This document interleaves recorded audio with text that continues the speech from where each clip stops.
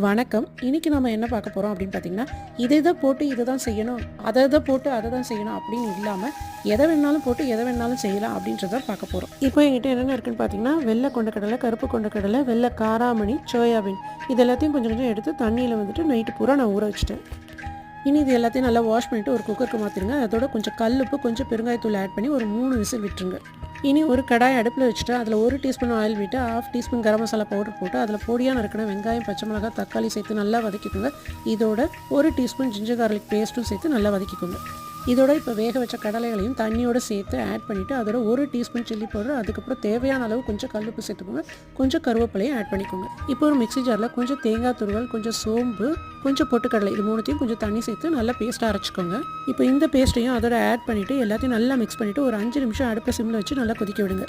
பாருங்கள், சூப்பரான ஒரு மிக்ஸ்டு கடலை குருமா ரெடி ஆயிடுச்சு. இனி கொத்தமல்லி இலைகளை கொஞ்சம் தூவிட்டு இறக்கிடுங்க.